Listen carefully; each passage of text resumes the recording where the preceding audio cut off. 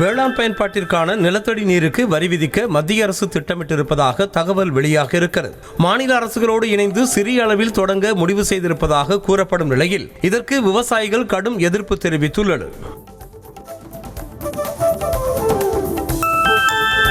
நிலத்தடி நீரை குறிப்பிட்ட இடத்தில் சேமித்து வைத்து விவசாயிகளுக்கு பகிர்ந்து கொடுக்க திட்டமிட்டிருப்பதாக தகவல் வெளியாக இருக்கிறது. மேலும் பயன்படுத்தும் நீரின் அடிப்படையில் வரி வசூலிக்கப்படும் என மத்திய அமைச்சர் CR பாட்டீல் கூறியதாக சொல்லப்படுகிறது.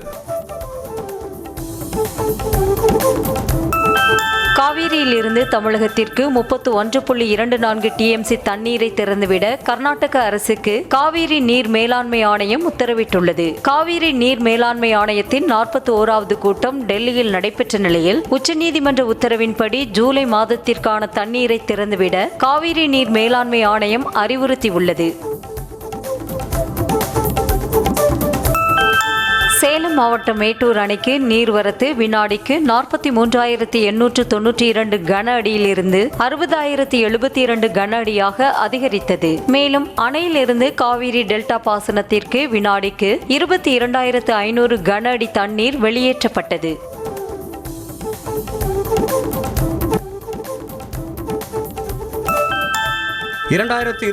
சட்டமன்ற தேர்தலை முன்னிட்டு ஆற்காடு, மேட்டூர் மற்றும் கீழ்பெண்ணாத்தூர் ஆகிய 3 தொகுதிகளைச் சேர்ந்த திமுக நிர்வாகிகளோடு சென்னை அண்ணா அறிவாலயத்தில் முதலமைச்சர் மு.க.ஸ்டாலின் தனித்தனியாக ஆலோசனை மேற்கொண்டார். உடன்பிறப்பே வா என்ற தலைப்பில் திமுக நிர்வாகிகளோடு முதலமைச்சர் ஒன் ஆலோசனை மேற்கொண்டு வருகிறார். 2026 சட்டமன்ற தேர்தலை முன்னிட்டு அதிமுக பொதுச் செயலாளர் எடப்பாடி பழனிசாமி ஜூலை 7ஆம் தேதி முதல் சுற்றுப்பயணத்தை தொடங்குகிறார். கோவையில் ஜூலை 7ஆம் தேதி தொடங்கி தஞ்சையில் 21ஆம் தேதி முதல்கட்ட சுற்றுப்பயணத்தை நிறைவு செய்கிறார். கோவை, விழுப்புரம், கடலூர், மயிலாடுதுறை, திருவாரூர், நாகை, தஞ்சை ஆகிய மாவட்டங்களில் சுற்றுப்பயணம் மேற்கொள்ள உள்ளார்.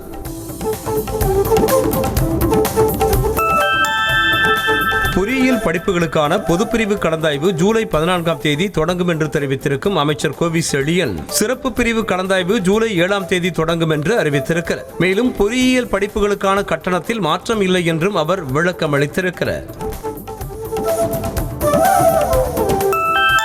பொறியியல் படிப்புகளுக்கான தரவரிசை பட்டியலை உயர்கல்வித்துறை அமைச்சர் கோவி செழியன் வெளியிட்டார். 2,41,000 மாணவர்களுக்கான தரவரிசை பட்டியல் வெளியிடப்பட்ட நிலையில் 145 மாணவர்கள் 200க்கு 200 கட் ஆஃப் மதிப்பெண்கள் பெற்றுள்ளனர்.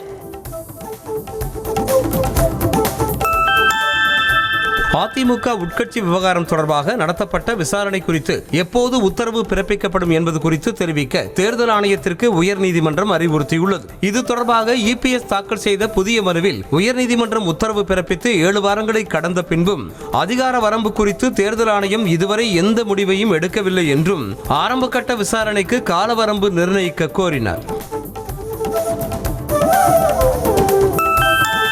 தமிழ்நாட்டில் அமையவுள்ள தேசிய ஜனநாயக கூட்டணி ஆட்சியில் பாஜக அங்கம் வகிக்கும் என மத்திய உள்துறை அமைச்சர் அமித்ஷா திட்டவட்டமாக தெரிவித்திருக்கிறார். அதிமுகவைச் சேர்ந்த ஒருவர் முதலமைச்சர் வேட்பாளராக இருப்பார் என அமித்ஷா கூறிய நிலையில் எடப்பாடி பழனிசாமியின் பெயரை குறிப்பிடாமல் பேசியது பேசு பொருளாகி வருகிறது.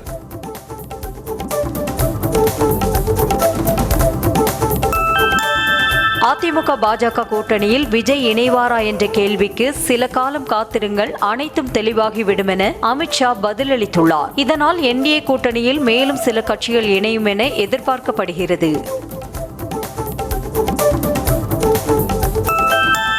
தமிழகத்தில் NDA கூட்டணி ஆட்சி என அமித்ஷா பேசியது குறித்து செய்தியாளர்கள் எழுப்பிய கேள்விக்கு இரு தலைவர்களும் பேசிக் கொள்வார்கள் என பாஜக மாநில தலைவர் நயினார் நாகேந்திரன் மழுப்பலாக பதிலளித்தார். நெல்லையில் செய்தியாளர்களிடம் பேசிய அவரிடம் அதிமுக பாஜக கூட்டணிக்கு தவிக தலைவர் விஜய் வருவாரா என்ற கேள்விக்கு நல்லதே நடக்கும் என பதிலளித்துவிட்டு சென்றார்.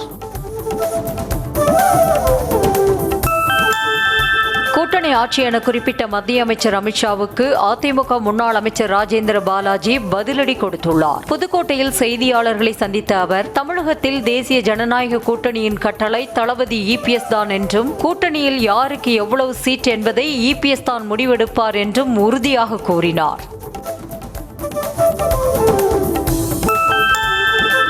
அன்புமணியுடன் மோதல் போக்கு இருந்து வரும் நிலையில் பாமகவில் முதற்கட்டமாக தென் மாவட்டங்கள் மற்றும் கொங்கு மாவட்டங்களில் பொதுக்குழுவை கூட்ட கட்சியின் நிறுவனர் ராமதாஸ் தனது நிர்வாகிகளுக்கு உத்தரவிட்டுள்ளார். அதன்படி சனிக்கிழமை முதல் விருதுநகர், தென்காசி உள்ளிட்ட 10 மாவட்டங்களில் பொதுக்குழு நடைபெறுகிறது.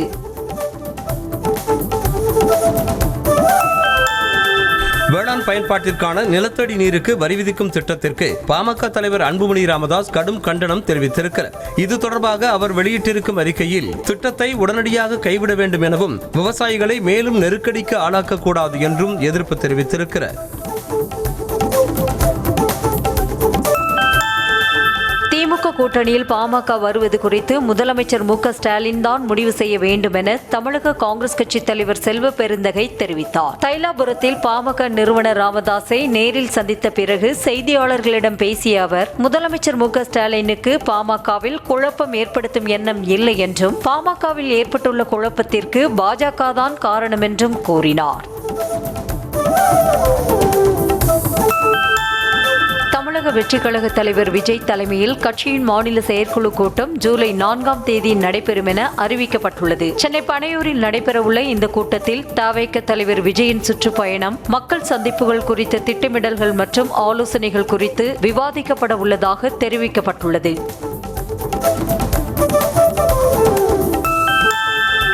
வனத்துறை அமைச்சர் ராஜகண்ணப்பனுக்கு எதிராக நீலகிரி மாவட்டம் கூடலூரில் எதிர்க்கட்சியினர் ஆர்ப்பாட்டத்தில் ஈடுபட்டனர். வால்பாறையில் சிறுத்தை தாக்கி சிறுமி உயிரிழந்த சம்பவம் தொடர்பான செய்தியாளர் சந்திப்பின் போது வனவிலங்குகள் தாக்குவது அன்றாடம் நடப்பதுதான் என அமைச்சர் அலட்சியமாக பதிலளித்ததற்கு கடும் எதிர்ப்பு எழுந்துள்ளது.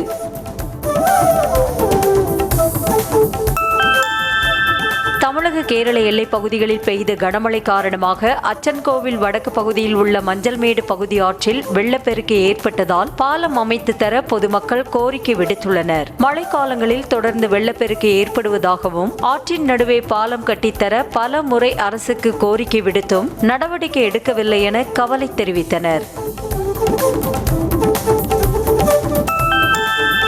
சென்னையில் ஆபரண தங்கத்தின் விலை சவரனுக்கு 680 ரூபாய் குறைந்து 71,880 ரூபாய்க்கு விற்பனை செய்யப்படுகிறது. 1 கிராம் 85 ரூபாய் குறைந்து 8,985 ரூபாய்க்கு விற்பனை செய்யப்படுகிறது. வெள்ளியின் விலையில் மாற்றமின்றி கிராம் 120 ரூபாய்க்கும் கிலோ 1,20,000 ரூபாய்க்கும் விற்பனை செய்யப்படுகிறது. மாணவர்கள் சாகசத்திற்காக பேருந்து படிக்கட்டுகளில் பயணிப்பது தண்டனைக்குரிய குற்றம் என்றும் காவல்துறையினர் உரிய நடவடிக்கை எடுக்கலாம் என உயர்நீதிமன்ற மதுரை கிளை உத்தரவிட்டுள்ளது. நெருக்கடி மிகுந்த வழித்தடங்களில் குறிப்பிட்ட நேரங்களில் மாணவர்களுக்கென தனி பேருந்துகளை இயக்க கோரி தொடரப்பட்ட வழக்கை விசாரித்த நீதிபதிகள் நடத்துனர் அறிவுறுத்தலையும் மீறி சில மாணவர்கள் படிக்கட்டுகளில் பயணிப்பதாக அதிருப்தி தெரிவித்தனர். ஈரோடு மாநகராட்சி அலுவலகத்தில் நடைபெற்ற மாதாந்திர கூட்டத்தில் திமுக மேயர் கவுன்சிலரிடையே கடும் வாக்குவாதம் ஏற்பட்டது. தனது வார்டில் நடைபெறும் திட்டப்பணிகள் குறித்து தனக்கு தெரிவிக்கப்படுவதில்லை என கோகிலா வாணியும், வார்டில் நடைபெறும் நிகழ்ச்சிகளுக்கு அழைக்காமல் கவுன்சிலர் தன்னை அவமானப்படுத்துவதாக மேயர் நாகரத்தினமும் பரஸ்பரம் குற்றம் சாட்டி காரசாரமான விவாதத்தில் ஈடுபட்டனர். மேற்கு திசை காற்றின் வேக மாறுபாடு காரணமாக தமிழ்நாடு மற்றும் புதுவை, காரைக்காலில் வரும் 3ஆம் தேதி வரை மழைக்கு வாய்ப்பிருப்பதாக சென்னை வானிலை ஆய்வு மையம் தெரிவித்திருக்கிறது. குறிப்பாக 28ஆம் தேதி கோவை மாவட்ட மலைப்பகுதிகள் மற்றும் நீலகிரி மாவட்டத்தில் கனமழைக்கு வாய்ப்பிருப்பதாக எச்சரித்துள்ளது. தமிழகத்தில் கூட்டணி ஆட்சிக்கு சாத்தியமுள்ளதாக அமமுக பொதுச் செயலாளர் டிடிவி தினகரன் தெரிவித்துள்ளார். திருச்சியில் செய்தியாளர்களிடம் பேசிய அவர், தேசிய ஜனநாயக கூட்டணியில் எந்தெந்த கட்சிகள் இருக்கிறது என்பது குறித்து நயினார் நாகேந்திரன் கூறினால்தான் சரியாக இருக்கும் என்று தெரிவித்தார்.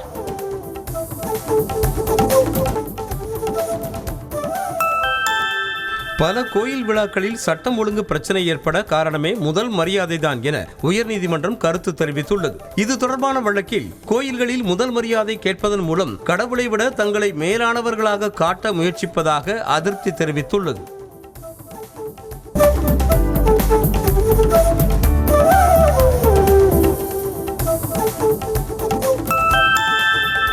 திமுக மாவட்ட செயலாளர்களுடன் சனிக்கிழமை மாலை 6 மணிக்கு முதலமைச்சர் மு க ஸ்டாலின் காணொலி காட்சி வாயிலாக ஆலோசனை மேற்கொள்கிறார். திமுக நாடாளுமன்ற சட்டமன்ற உறுப்பினர்கள், தொகுதி பார்வையாளர்கள் இந்த கூட்டத்தில் பங்கேற்க அழைப்பு விடுக்கப்பட்டுள்ள நிலையில் ஓரணியில் தமிழ்நாடு உறுப்பினர் சேர்க்கை தொடர்பாக ஆலோசனை மேற்கொள்ள உள்ளதாக அறிவிக்கப்பட்டுள்ளது. கொடைக்கானல் மலைப்பகுதிகளில் மாலை வேளையில் அடர்ந்த பனிமூட்டம் காணப்பட்டதோடு திடீரென மேகக்கூட்டங்கள் கீழிறங்கி வந்து ரம்மியமாக படர்ந்து சென்ற காட்சி கண்களுக்கு விருந்தாக அமைந்தது. இதனால் உற்சாகமடைந்த சுற்றுலா பயணிகள் மேகமூட்டத்தை கண்டு களித்ததோடு புகைப்படமும் எடுத்து மகிழ்ந்தனர். அரசுமுறை பயணமாக அமெரிக்கா சென்றுள்ள தமிழக வேளாண் துறை அமைச்சர் MRK பன்னீர்செல்வம் கான்சாஸ் வேளாண் பல்கலைக்கழகத்தில் பேராசிரியர்களுடன் கலந்துரையாடினார். பல்கலைக்கழக பேராசிரியர்கள் மற்றும் ஆராய்ச்சியாளர்களுடன் பூச்சி நோய் தாக்குதல் மேலாண்மை, வேளாண் பொருட்கள் மதிப்பு கூட்டுதல் உள்ளிட்டவை குறித்து ஆலோசனை மேற்கொண்டார்.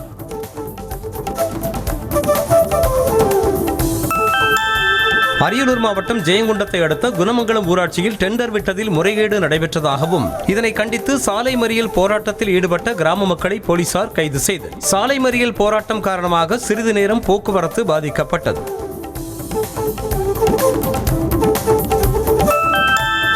திண்டுக்கல் மாவட்டம் ஆத்தூரில் உள்ள கனரா வங்கியில் போலி நகைகளை அடகு வைத்து 1,25,00,000 மோசடி செய்யப்பட்ட வழக்கில் நகை மதிப்பீட்டாளர் உள்ளிட்ட 2 கைது செய்த போலீசார் மேலும் 3 தேடி வருகின்றனர். நகை மதிப்பீட்டாளர் பாண்டிக்குமார் உதவியுடன் அழகர் நாயக்கன்பட்டியை சேர்ந்த சோனாஸ்ரீ, கருப்பாயி, தங்கராஜ், சுரேந்திரன் ஆகியோர் இந்த மோசடியில் ஈடுபட்டனர். கொடைக்கானல் மோயஸ் சதுக்கம் பகுதியில் யானைகள் முகாமிட்டு இருப்பதால் 12 மைல் சுற்றுலா தலங்கள் மற்றும் பேரிஜம் ஏரிக்கு செல்ல வனத்துறையினர் தடை விதித்துள்ளனர். பேரிஜம் வனப்பகுதியில் யானைகள் முகாமிட்டு இருந்ததால் கடந்த 3 தினங்களுக்கு மேலாக அப்பகுதிக்கு செல்ல தடை விதிக்கப்பட்டிருந்தது. ஈரோடு மாவட்டம் தாளவாடி அருகே ஆசனூர் வனப்பகுதியில் பகல் நேரத்தில் தேசிய நெடுஞ்சாலையில் உலா வந்த சிறுத்தை அவ்வழியாக வாகனத்தை பார்த்ததும் அங்குமிங்குமாக ஓடியது. சிறுத்தையை பார்த்து அதிர்ச்சியடைந்த வாகன ஓட்டிகள் அதனை செல்போனில் படம் பிடித்த வீடியோ வெளியாகியுள்ளது. செங்கல்பட்டு மாவட்டம் மேட்டுப்பாளையம் பகுதியில் கண்டெய்னர் லாரி மீது பால் வேன் மோதிய விபத்தால் சென்னை திருச்சி தேசிய நெடுஞ்சாலையில் போக்குவரத்து பாதிக்கப்பட்டது. சென்னையிலிருந்து இரும்பு தகடுகளை ஏற்றிக்கொண்டு திண்டிவனம் நோக்கி சென்று கொண்டிருந்த லாரியை பால் வேன் முந்த முயன்றபோது விபத்து ஏற்பட்டதாக கூறப்படுகிறது. ஈரோடு மாவட்டம் வெள்ளோடு அருகே 1.5 வயது ஆண் குழந்தையை கொலை செய்துவிட்டு தாயும் தூக்கிட்டு தற்கொலை செய்து கொண்ட சம்பவம் அதிர்ச்சியை ஏற்படுத்தியுள்ளது. காந்திநகரைச் சேர்ந்த கவின் பிரசாத் அமராவதி தம்பதிக்கு 5 ஆண்டுகளுக்கு முன்பாக திருமணமாகி 1.5 வயதில் ஆண் குழந்தை இருந்தது. குடும்ப பிரச்சனை காரணமாக இந்த முடிவை எடுத்ததாக கூறப்படுகிறது. ராணிப்பேட்டை அருகே 15 வயது சிறுமியிடம் ஆசை வார்த்தை கூறி அழைத்துச் சென்ற 37 வயது நபரிடமிருந்து தங்களது மகளை மீட்டு தர வேண்டும் என பெற்றோர் கண்ணீர் மல்க கோரிக்கை வைத்துள்ளனர். அருந்ததியர் பாளையம் பகுதியைச் சேர்ந்த கோபால் என்பவரின் மகளை அதே பகுதியைச் சேர்ந்த வெங்கடேசன் என்பவர் அழைத்துச் சென்றதாக கூறப்படும் நிலையில் காவல் நிலையத்தில் புகார் அளித்தும் நடவடிக்கை எடுக்கவில்லை என கூறப்படுகிறது. திருப்பூரில் இந்து முன்னணி பிரமுகர் கொலை வழக்கில் 2 பேரை தனிப்படை போலீசார் கைது செய்தனர். குமரானந்தபுரத்தில் இந்து முன்னணியின் வடக்கு ஒன்றிய செயற்குழு உறுப்பினராக இருந்த பாலமுருகன் கடந்த புதன்கிழமை வீட்டின் அருகே மர்ம நபர்களால் வெட்டி படுகொலை செய்யப்பட்டார்.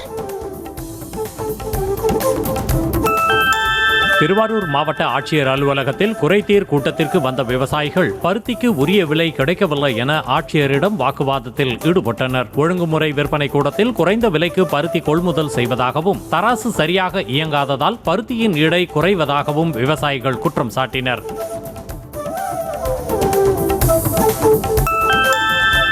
விழுப்புரம் மாவட்டம் விக்கிரவாண்டி அடுத்த கலிங்கமலையில் செங்கல் சூளையில் கொத்தடிமையிலாக வேலை செய்த சிறுவர்கள் உட்பட 10 பேரை தொழிலாளர் நலத்துறை அதிகாரிகள் மற்றும் போலீசார் மீட்டனர். கடலூர் மாவட்டம் பன்ருட்டியைச் சேர்ந்த அவர்கள் 2 ஆண்டுகளுக்கு முன்பாக செங்கல் சூளை உரிமையாளர்களிடம் முன்பணம் பெற்று வேலை செய்து வந்ததாக கூறப்படுகிறது. சிவகங்கை மாவட்டம் திருப்பத்தூர் ஆறுமுகம் பிள்ளை அரசு ஆண்கள் மேல்நிலைப் பள்ளியில் பல்லாயிரக்கணக்கான புதிய நோட்டுகள் பயன்படுத்தப்படாமல் கரையான் அரித்து கிடப்பது அதிர்ச்சியை ஏற்படுத்தியுள்ளது. முன்னாள் முதல்வர் ஜெயலலிதாவின் படம் பொறிக்கப்பட்டுள்ளதால் அவற்றை மாணவர்களுக்கு வழங்கவில்லையா என்ற கேள்வி எழுந்துள்ளது.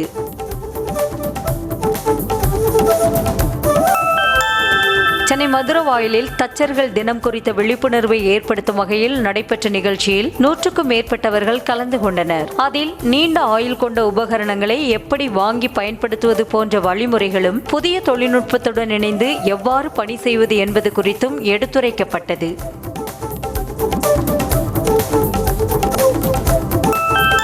சென்னையில் நடைபெற்ற மாநில அளவிலான குத்துச்சண்டை போட்டியில் ராணிப்பேட்டை மாவட்டம் ஆற்காடு அரசு பெண்கள் மேல்நிலைப்பள்ளி மாணவிகள் இருவர் வெள்ளி மற்றும் வெண்கல பதக்கங்களை வென்று சாதனை படைத்தனர். 66 முதல் 70 கிலோ எடை பிரிவில் தீபிகா என்ற மாணவி வெண்கல பதக்கமும் 50 முதல் 52 கிலோ எடை பிரிவில் ஜீவஜோதி என்ற மாணவி வெள்ளி பதக்கமும் வென்றனர்.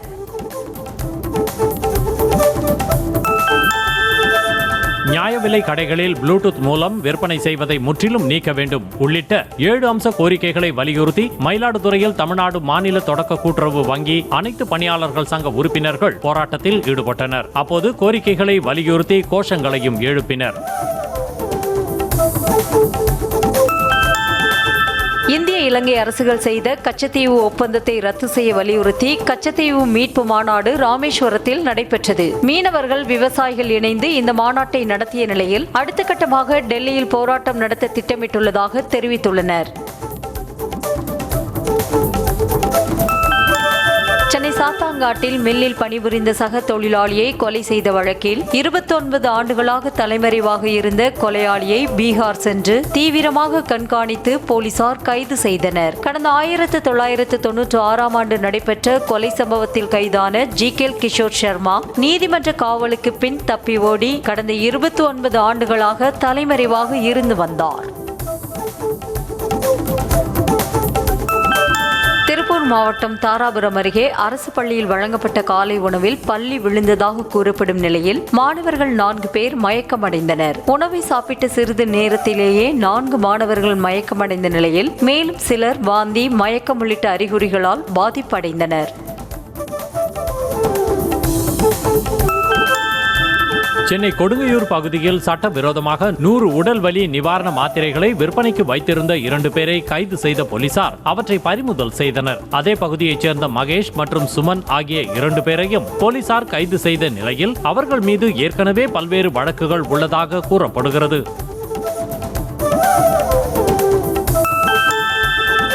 மாவட்டம் மேற்கு தொடர்ச்சி மலையில் அமைந்துள்ள வால்பாறை, டாப் ஸ்லிப், ஆழியார் கவியருவி உள்ளிட்ட சுற்றுலா தலங்களில் இயற்கை அழகை கண்டு ரசித்த வெளிநாட்டு சுற்றுலா பயணிகள் அதன் சிறப்புகள் குறித்து கேட்டறிந்தனர். மேலும் அனைவரும் சேர்ந்து குழு புகைப்படமும் எடுத்துக்கொண்டனர்.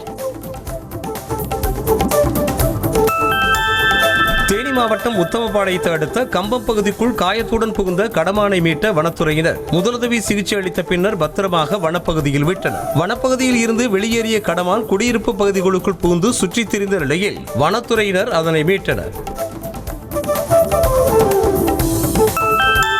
வேலூர் அருகே தாக்குதல் நடத்திய நபர் மீது புகார் அளித்தும் நடவடிக்கை எடுக்கவில்லை என கூறி ஒரே குடும்பத்தைச் சேர்ந்த 5 பேர் ஆட்சியர் அலுவலக வளாகத்தில் தீக்குளிக்க முயன்றதால் பரபரப்பு ஏற்பட்டது. குடியாத்தம் பகுதியைச் சேர்ந்த சத்யகுமார் என்பவரை அதே பகுதியைச் சேர்ந்த சந்துரு என்கிற கோழி தாக்கிய நிலையில் நடவடிக்கை எடுக்கவில்லை என கூறப்படுகிறது.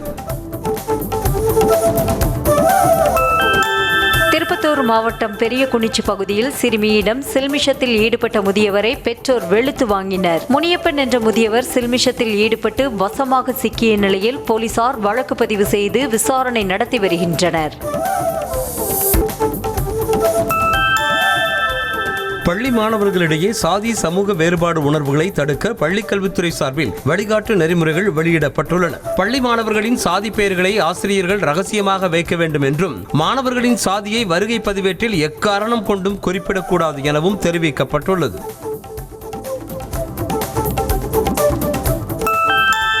ராமேஸ்வரத்தில் மோசடியாக பத்திரப்பதிவு செய்ததாக கூறி பத்திரப்பதிவு அலுவலரை முற்றுகையிட்டு பாதிக்கப்பட்ட முதியவர் வாக்குவாதத்தில் ஈடுபட்டதால் பரபரப்பு ஏற்பட்டது. அதே பகுதியைச் சேர்ந்த குப்பை பிச்சை என்பவருக்கு சொந்தமான 1.20 ஏக்கர் நிலத்தை முறைகேடாக பத்திரப்பதிவு செய்ததாக கூறி வாக்குவாதத்தில் ஈடுபட்டதால் சிறிது நேரம் பரபரப்பு ஏற்பட்டது.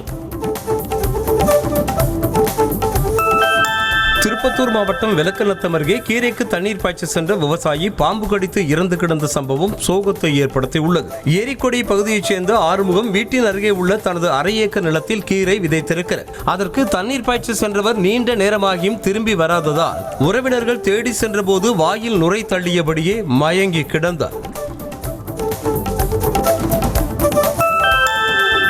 செங்கல்பட்டு மாவட்டம் திருக்கழுக்குன்றத்தில் இந்திய செஞ்சிலுவை சங்கம் சார்பில் சர்வதேச போதைப்பொருள் தடுப்பு தினத்தை ஒட்டி விழிப்புணர்வு பேரணி நடைபெற்றது. 5க்கும் மேற்பட்ட கல்லூரிகளை சேர்ந்த 500க்கும் மேற்பட்ட மாணவ மாணவிகள் போதைப் பொருளுக்கு எதிரான பதாகைகளை ஏந்தி பேரணியாக சென்றனர்.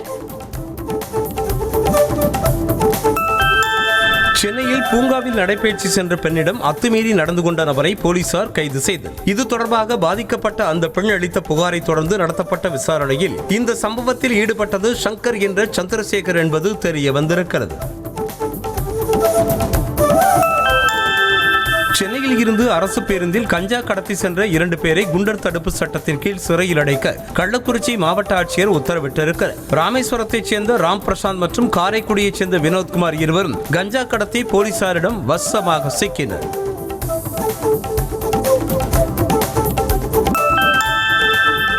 கரூர் மாவட்டம் குளித்தலை அருகே மேட்டு மகாதானபுரத்தில் சட்டமன்ற உறுப்பினரை வரவேற்க வைக்கப்பட்ட திமுக கொடிக்கம்பத்தால் கூட்டு குடிநீர் திட்ட குழாயில் உடைப்பு ஏற்பட்டு லட்சக்கணக்கான லிட்டர் குடிநீர் வீணானது. 2 நாட்களாகியும் உடைப்பு சரி செய்யப்படாததால் தண்ணீர் தொடர்ந்து வீணாவதாக கூறியுள்ள பொதுமக்கள் விரைந்து நடவடிக்கை எடுக்க கோரிக்கை விடுத்துள்ளனர். சென்னை அசோக் நகரில் உள்ள வேளாங்கண்ணி மெட்ரிகுலேஷன் பள்ளிக்கு இமெயில் மூலம் வெடிகுண்டு மிரட்டல் விடுக்கப்பட்டதால் பரபரப்பு ஏற்பட்டது. தகவல் அறிந்து சென்ற வெடிகுண்டு நிபுணர்கள் மோப்பநாயுடன் சுமார் 1 மணி நேரம் சோதனை மேற்கொண்ட போது மிரட்டல் விடுத்தது புரளி என்பது தெரிய வந்தது. தேனி மாவட்டத்தில் உள்ள முல்லை பெரியாற்றில் வெள்ளப்பெருக்கு ஏற்பட்டுள்ளது. முல்லை பெரியாறு அணையிலிருந்து வினாடிக்கு 1867 கன அடி வீதம் தண்ணீர் திறந்து விடப்பட்டுள்ளது. அதேபோல சுருளி அருவி மற்றும் சுரவனார் அருவிகளில் இருந்தும் ஆர்ப்பரித்து கொட்டும் தண்ணீரும் சேர்ந்து முல்லை பெரியாற்றில் வெள்ளம் கரை புரண்டு ஓடுகிறது.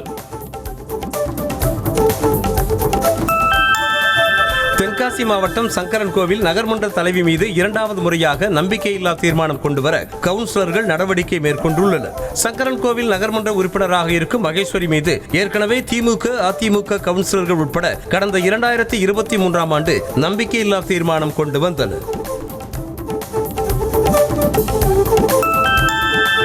திருப்பத்தூரில் தென்னை மற்றும் மாங்காயின் விலை வீழ்ச்சியால் கடுமையாக பாதிக்கப்பட்டதாக விவசாயிகள் குறைதீர்ப்பு கூட்டத்தில் கவலை தெரிவித்தனர். மேலும் தென்னை மரத்தில் குருத்துப்பூச்சியால் தென்னை விவசாயிகள் பாதிக்கப்பட்டதாகவும் ஆம்பூர் பகுதியில் உழவர் சந்தை கூட இல்லாமல் சிரமம் அடைவதாகவும் ஆட்சியர் அலுவலகத்தில் நடைபெற்ற கூட்டத்தில் விவசாயிகள் வேதனை தெரிவித்தனர்.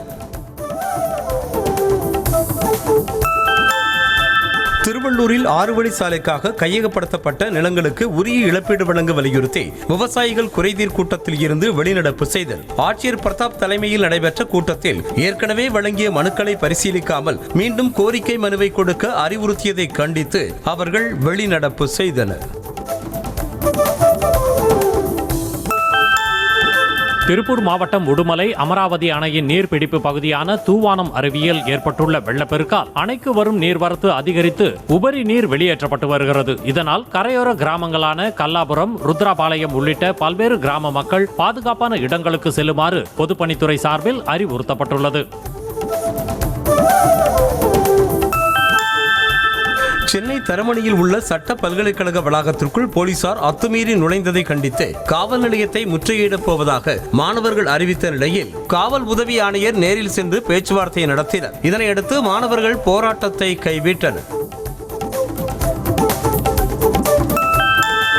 சென்னை வேலப்பஞ்சாவடியில் உலக வெண்புள்ளி தினத்தை முன்னிட்டு மருத்துவ மாணவர்களின் விழிப்புணர்வு வாக்கத்தான் நடைபெற்றது. அதில் 500க்கும் மேற்பட்ட மாணவ மாணவிகள் கலந்து கொண்டு வெண்புள்ளி நோய் தொற்று நோய் அல்ல என்றும் ஆரம்ப கட்டத்தில் கண்டறிந்தால் குணப்படுத்தலாம் என்றும் விழிப்புணர்வு ஏற்படுத்தினர். சென்னை கிண்டியில் உள்ள ஆளுநர் மாளிகையில் பெண் ஆட்டோ ஓட்டுநரின் கோரிக்கையை ஏற்று தமிழக ஆளுநர் RN ரவி தனது சொந்த நிதியில் இருந்து அந்த பெண்ணுக்கு ஆட்டோ வழங்கினார். உலக மகளிர் தினத்தன்று ஆளுநர் மாளிகையில் நடந்த நிகழ்ச்சியில் பேசிய செங்கல்பட்டு மாவட்டம் விளம்பூர் பகுதியைச் சேர்ந்த அமலா என்ற பெண் ஆட்டோ ஓட்டுநர் வாடகை ஆட்டோ ஓட்டுவதால் சரியான வாழ்வாதாரம் இல்லை என கூறிய நிலையில் அவருக்கு சொந்த ஆட்டோ வழங்கப்பட்டது.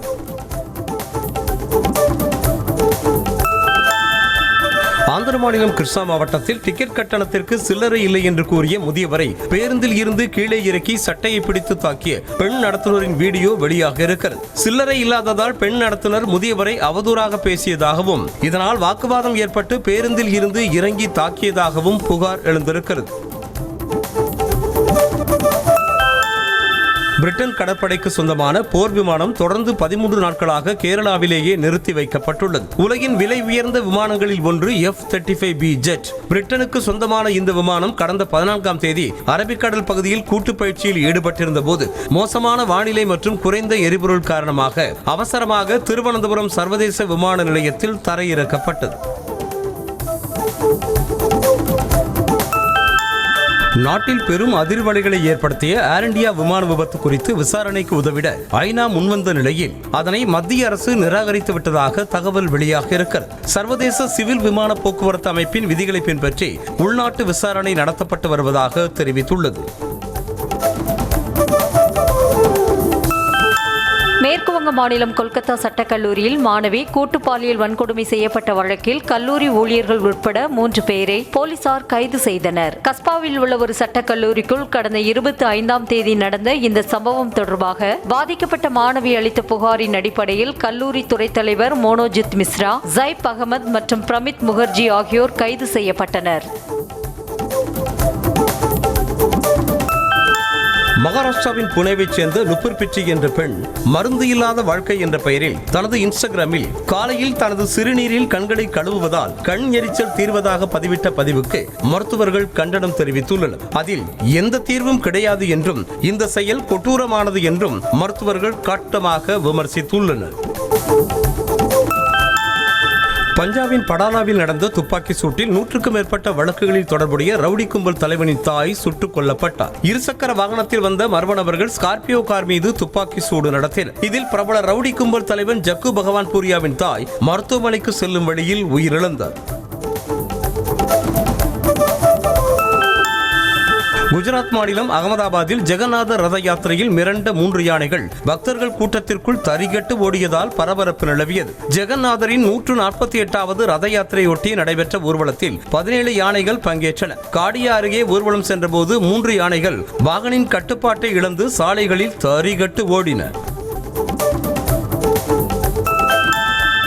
எல்லை பதற்றங்களை நிர்வகிக்கவும் சிறந்த உறவுகளை ஏற்படுத்தவும் சீனாவிடம் இந்தியா 4 அம்ச திட்டத்தை பரிந்துரைத்துள்ளது. சீனாவின் கிங்டாவோவில் நடைபெறும் ஷாங்காய் ஒத்துழைப்பு அமைப்பில் இருதரப்பு சந்திப்பின் போது பாதுகாப்பு அமைச்சர் ராஜ்நாத் சிங் சீன பிரதமர் அட்மிரல் டோங் ஜூனுக்கு 4 அம்ச திட்டத்தை பரிந்துரைத்ததாக தகவல் வெளியாகியுள்ளது.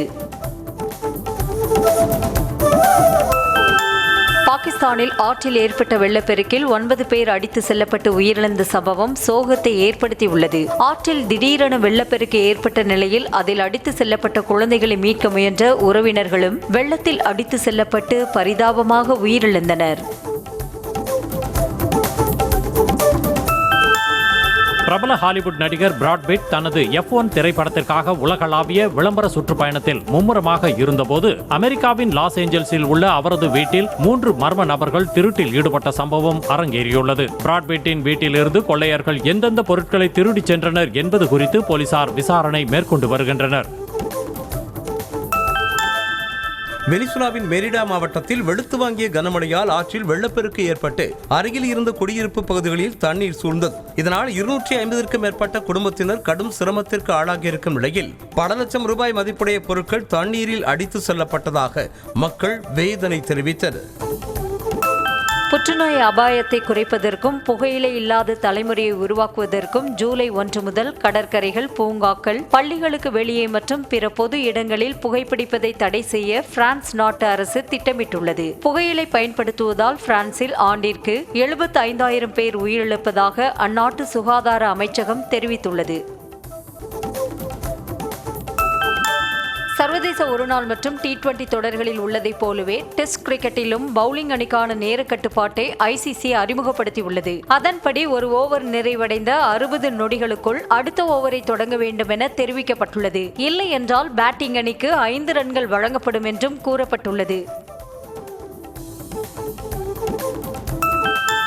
வங்கதேச அணிக்கு எதிரான இரண்டாவது மற்றும் கடைசி டெஸ்ட் போட்டியின் முதல் இன்னிங்ஸில் பத்தும் நிசாங்காவின் அபார சதத்தால் இலங்கை அணி 458 ரன்களை குவித்துள்ளது. முதலில் விளையாடிய வங்கதேச அணி இலங்கை பந்துவீச்சை தாக்குப்பிடிக்க முடியாமல் 247 ரன்களுக்கு ஆல் அவுட் ஆகியிருந்தது. இதனையடுத்து 211 ரன்கள் பின்னடைவோடு வங்கதேச அணி இரண்டாவது இன்னிங்ஸை விளையாடுகிறது. ஸ்பான்சர்கள் கிடைப்பதில் ஏற்பட்ட பற்றாக்குறையால் செப்டம்பர் மாதம் இந்தியாவில் நடைபெறவிருந்த ஃப்ரீ ஸ்டைல் செஸ் போட்டியின் 5வது பதிப்பு ரத்து செய்யப்பட்டுள்ளதாக அதன் தலைமை நிர்வாக அதிகாரி தெரிவித்துள்ளார். இதனால் இந்த போட்டி அடுத்த மாத இறுதியில் அமெரிக்காவின் லாஸ் வேகாஸில் 6வது பதிப்போடு மீண்டும் தொடங்கும் என தெரிவிக்கப்பட்டுள்ளது.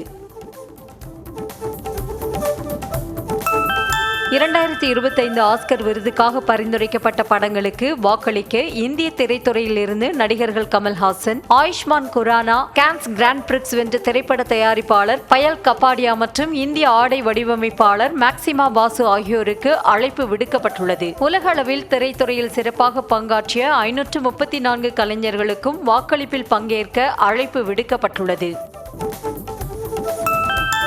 விஜயின் கடைசி படம் என கூறப்படும் ஜனநாயகன் திரைப்படத்திற்கு 250 கோடி ரூபாய் சம்பளம் வாங்கியதாக தகவல் வெளியாகியுள்ளது. இதன் மூலம் இந்திய திரையுலகில் அதிகம் சம்பளம் வாங்கும் நடிகராக விஜய் உயர்ந்துள்ளதாக கூறப்படுகிறது. இதனிடையே விஜயின் ஜனநாயகன் திரைப்படம் ரசிகர்கள் மத்தியில் மிகப்பெரிய எதிர்பார்ப்பை ஏற்படுத்தியுள்ளது.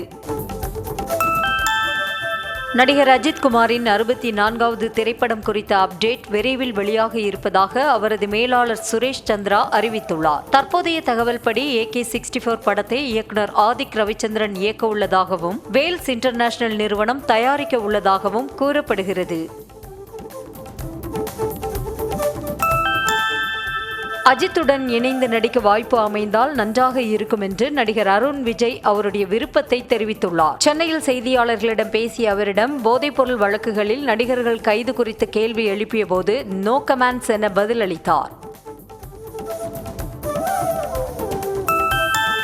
போதைப்பொருள் வழக்கில் கைதான கழுகுப்பட நடிகர் ஸ்ரீகிருஷ்ணா ஜாமீன் கோரி போதைப்பொருள் தடுப்பு சிறப்பு நீதிமன்றத்தில் மனு தாக்கல் செய்துள்ளார். அதில் போதைப்பொருள் வழக்கில் கைதான ஸ்ரீகாந்த், பிரசாத் உள்ளிட்ட யாருடனும் தொடர்பு இல்லை என்றும் உள்நோக்கத்துடன் வழக்கு பதிவு செய்து தன்னை கைது செய்திருப்பதாகவும் அவர் குறிப்பிட்டுள்ளார்.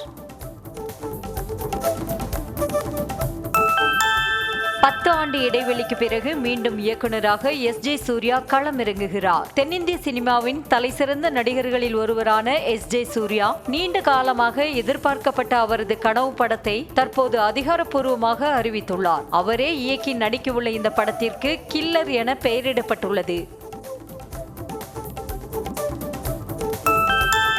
நடிகர் சூரி நடிப்பில் வெளியான மாமன் படத்தின் OTT வெளியீடு குறித்த அப்டேட் வெளியாகியுள்ளது. திரையரங்குகளில் வெளியாகி நல்ல வரவேற்பை பெற்ற இந்த படம் வரும் ஜூலை 4ஆம் தேதி ZEE5 OTT தளத்திலும் விரைவில் ஜீ தமிழ் தொலைக்காட்சியிலும் வெளியாக உள்ளதாக அதிகாரப்பூர்வமாக அறிவிக்கப்பட்டுள்ளது.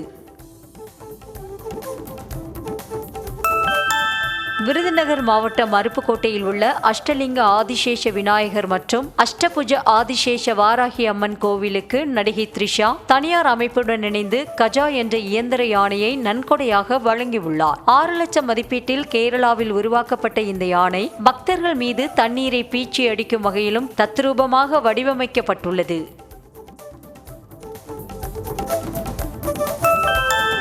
கதாநாயகியை மையமாக வைத்து நடிகை ராஷ்மிகா மந்தனா நடிக்கும் மைசா திரைப்படத்தின் ஃபர்ஸ்ட் லுக் போஸ்டர் வெளியாக இருக்கிறது. ஃபார்முலா பிலிம்ஸ் தயாரிப்பில் அறிமுக இயக்குனர் ரவீந்திரா புல்லை இயக்கத்தில் தமிழ், தெலுங்கு, ஹிந்தி, மலையாளம், கன்னடம் என பேன் இண்டியா படமாக இது உருவாகிறது. லோகேஷ் கனகராஜ் இயக்கத்தில் ரஜினிகாந்த் நடித்துள்ள கூலி திரைப்படத்தில் அமீர்கானின் சிறப்பு தோற்றம் குறித்து புதிய தகவல் வெளியாகியுள்ளது. இத்திரைப்படத்தில் 15 நிமிட கேமியோ வேடத்தில் அமீர்கான் நடித்திருப்பதாக முன்பே தெரிவிக்கப்பட்டிருந்தது. இந்நிலையில் சமீபத்திய தகவலின்படி அந்த 15 நிமிடங்கள் அமீர்கான் மற்றும் ரஜினிகாந்த் இடையேயான அதிரடி காட்சிகள் இருக்கும் என்று கூறப்படுகிறது. மயிலாடுதுறை அருகே மன்னப்பந்தல் தெற்கு வழி கிராமத்தில் அருள்மிகு பத்திரகாளி அம்மன் ஆலய பால்குட திருவிழா வெகு விமர்சையாக நடைபெற்றது. காப்பு கட்டி விரதமிருந்து வந்த பக்தர்கள் பால்குடம் சுமந்தும் அலகு காவடி, கூண்டு காவடி எடுத்தும் ஊர்வலமாக வந்து நேர்த்தி கடனை நிறைவேற்றினர். கள்ளக்குறிச்சி மாவட்டம் உளுந்தூர்பேட்டை அடுத்த கலவனூர் கிராமத்தில் உள்ள திரௌபதியம்மன் கோயில் தீமிதி திருவிழாவை முன்னிட்டு பகாசூரனுக்கு சாதம் எறிதல் நிகழ்வு நடைபெற்றது. இதனையொட்டி கிராமம் முழுவதிலும் உள்ள வீடுகளுக்கு சென்று படையல் வாங்கி அதனை பக்தர்களுக்கு வழங்கினர்.